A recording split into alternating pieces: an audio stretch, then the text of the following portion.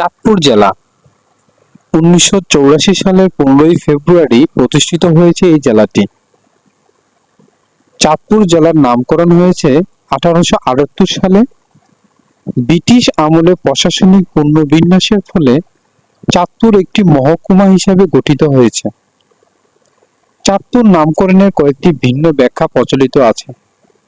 একটি মতে রাজা চাঁদ রায়ের নামানুসারে এর নামকরণ হয়েছে, অন্য মতে শাহ আহমদ চাঁদ নামে একজন দিল্লির প্রশাসক কর্তৃক এখানে একটি নদী বন্দর স্থাপনের পর তার নামানুসারে এই অঞ্চলের নাম রাখা হয়েছে চাঁদপুর। মুক্তিযুদ্ধের সময় চাঁদপুর জেলা 2 নম্বর সেক্টর অধীনে ছিল। এই জেলার মোট আয়তন 1704.6 বর্গ কিলোমিটার। 2022 সালের তথ্য অনুযায়ী চাঁদপুর জেলার মোট জনসংখ্যা 26,35,748 জন।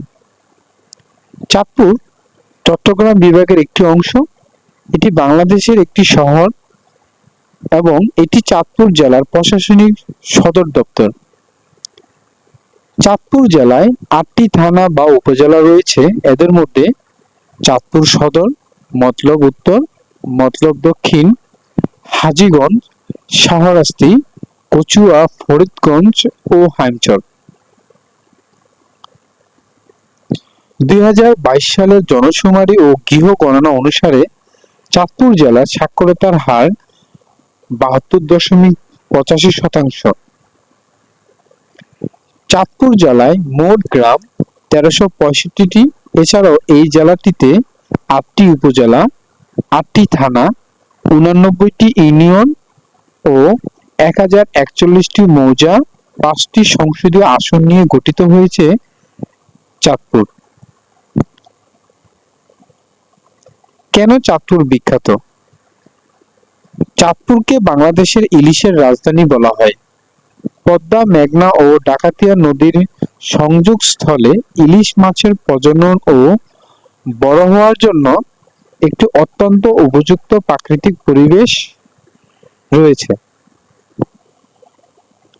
এখানকার ইলিশ মাছের স্বাদ ও চাহিদা সারা দেশে ছড়িয়ে ছিটিয়ে আছে।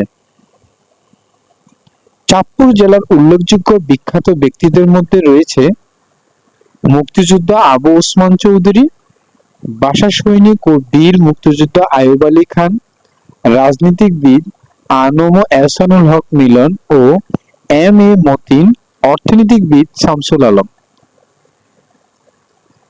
চাঁদপুর জেলার বিখ্যাত কিছু পর্যটক রয়েছে। এদের মধ্যে সাতনল পর্যটক কেন্দ্র, মিনি কক্সবাজার, হাজীগঞ্জ বড় মসজিদ,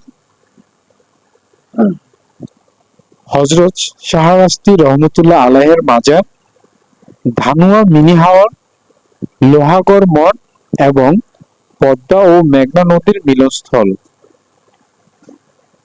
যেখানে ইলিশ মাছের জন্য বিখ্যাত এই শহরটি প্রাকৃতিক সৌন্দর্য ও উপভোগ করার মতো এই শহর।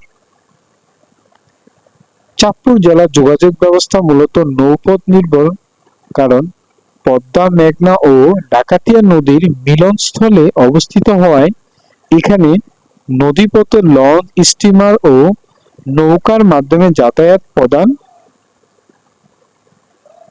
সর্বপ্রথম দেশের অন্যান্য অঞ্চলের সাথে ভালো যোগাযোগ ব্যবস্থা রয়েছে।